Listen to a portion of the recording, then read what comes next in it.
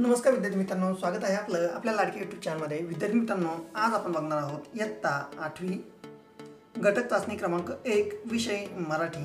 एकूण 20 गुणांचा आपला पेपर असणार आहे आणि यासाठी आपल्याला वेळ आहे 40 मिनिटं। चला तर सुरू करूया आजचा पेपर। यामध्ये सर्वात पहिले आपण परीक्षा क्रमांक लिहायचा आहे, विद्यार्थ्याचं नाव लिहायचं आहे आणि पर्यवेक्षकाची सही इथे घ्यायची आहे। यामध्ये कृती क्रमांक 1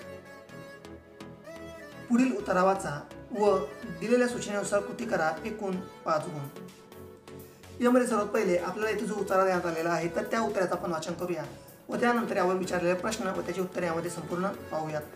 आपण जर चॅनल नवीन असाल तर नक्की चॅनलला सबस्क्राईब करायचं आहे अशाच नवनवीन व्हिडिओसाठी। यामध्ये एकदा पंडित जवाहरलाल नेहरू निवडणुकीच्या दौऱ्यावर होते। लोकांनी त्यांची गाडी अडवली आणि भारत माता की जय असा गगनभेदी घोष त्यांनी केला। पंडित नेहरू खाली उतरले आणि भारत माता की जय म्हणजे काय ते विचारू लागले। चर्चा करत करत भारत माता म्हणजेच भारतातील सर्व लोक ही गोष्ट त्यांनी लोकांना समजावली। देशावर प्रेम करायचे म्हणजेच जात धर्म वंश भाषा हे वरवरचे भेद विसरून सर्वांवर प्रेम करायचे। एका मुलाने मला आडून प्रश्न केला, पण प्रेम करायचे म्हणजे काय? मी म्हणालो, प्रेम करायचे म्हणजेच दुसऱ्याचे दुःख पाहून ओल्या डोळ्यांनी त्याच्या मदतीसाठी धावून जायचे आणि दुसऱ्यालाही आनंद झाला की आपणही आनंदित व्हायचे। प्रेम करायचे तर अश्रू आणि हास्य यांची भाषा आपल्याला आली पाहिजे। हास्य आणि अश्रूंची भाषा ही जागतिक भाषा आहे। महात्मा गांधीजी काय म्हणत होते माहीत आहे? ते म्हणाले होते, प्रेम निष्क्रिय असूच शकत नाही, प्रेम सक्रिय पाहिजे, तसेच सद्बुद्धीही हवे। यानंतर यावर विचारण्यात आलेले प्रश्न यामध्ये 1 भारत माता की जय मधील भारत माता म्हणजे काय? तर उत्तर यामध्ये आपण बघू शकतो, चर्चा करत करत भारत माता म्हणजेच भारतातील सर्व लोक। ठीक आहे, इथे काय येईल तर भारत माता म्हणजेच भारतातील सर्व लोक असं याचं उत्तर हे इथे येणार आहे। यानंतर यामध्ये 2 महात्मा गांधींच्या मते प्रेम असावे। उत्तर इथे आपण याचं उत्तर बघू शकतो की प्रेम सक्रिय आणि सद्बुद्धीही हवे। तर प्रेम कसे हवे तर 1 सक्रिय आणि 2 सद्बुद्धी असे प्रेम हवे। यानंतर 3 जागतिक भाषा आहे। तर उत्तर हास्य आणि अश्रू यांची काय आहे तर जागतिक भाषा आहे। तर या ठिकाणी येईल आपलं उत्तर हास्य आणि या ठिकाणी येईल अश्रू। यानंतर यामध्ये तुमच्या आईचे तुमच्यावरील प्रेम व्यक्त करणारा एखादा प्रसंग तुमच्या शब्दामध्ये लिहायचा आहे। तर आपण ते स्वमतामध्ये ते उत्तर सांगायचं आहे की आपला असा कोणता प्रसंग आहे जो आपल्या आईवरील प्रेम यामध्ये आपलं व्यक्त करतो। यानंतर कृती क्रमांक 2 पुढील कवितेच्या आधारे दिलेल्या सूचनेनुसार कृती करा।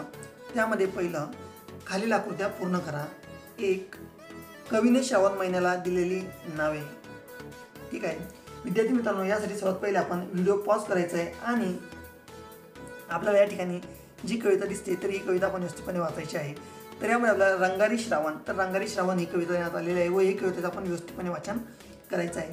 सर्वात पहिला प्रश्न यामध्ये विचारलेला तर कवीने श्रावण महिन्याला दिलेली नावे। उत्तर सर्वात पहिला आहे तर चित्रकार आणि 2 कलावंत। ठीक आहे, तर या ठिकाणी चित्रकार आणि कलावंत अशी 2 कवीने श्रावण महिन्याला नावे दिलेली आहेत। यानंतर यामध्ये प्रश्न तयार करा। त्यामध्ये 1 श्रवण हे उत्तर येईल असा प्रश्न तयार करा। ठीक आहे, तर यामध्ये श्रावण हे उत्तर यायला पाहिजे असा प्रश्न तयार करायचा आहे। तर यामध्ये प्रश्न तर सृष्टीचे रंग कोण उधळीत येतो? ठीक आहे, तर सृष्टीचे रंग कोण उधळीत येतो अशा प्रकारचा आपण इथे प्रश्न हा तयार करायचा आहे।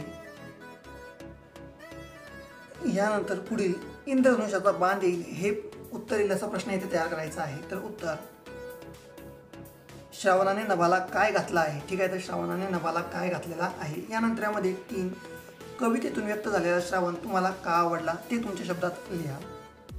उत्तर रंगांची उधळण करणारा श्रावण सृष्टीचा सुंदर व कुशल चित्रकार आहे। श्रावण अखंडपणे डोंगर दऱ्यातून नाचतो, नदीशी झिम्मा खेळतो, रिमझिम सरींचे गाणे झाडांना ऐकवतो, तो अचानक इंद्रधनुष्याचा बांध घालतो, म्हणून कवितेतून व्यक्त झालेला श्रावण मला खूप आवडलेला आहे। अशा प्रकारे आपण आपल्या स्वतःच्या मताने याचं वेगळे उत्तर यामध्ये आपण लिहू शकतो। यानंतर यामध्ये कृती क्रमांक 3 दिलेल्या सूचनेनुसार कृती करा। त्यामध्ये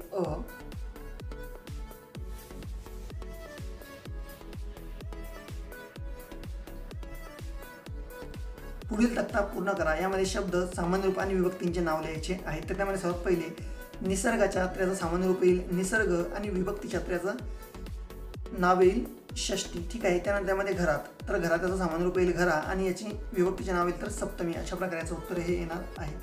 त्यानंतर यामध्ये रिकाम्या जागी कंसातील वाक्यप्रचाराचा योग्य पर्याय निवडायचा आहे. तर एरजरा घालणे, विश्वातून शून्य उभारणे आणि हरिहरी करणे. ठीक आहे. तर यामध्ये एक, राजू शाळेतून लवकर न घरी आल्याने आई काय करत होती तर एरजरा घालत होती.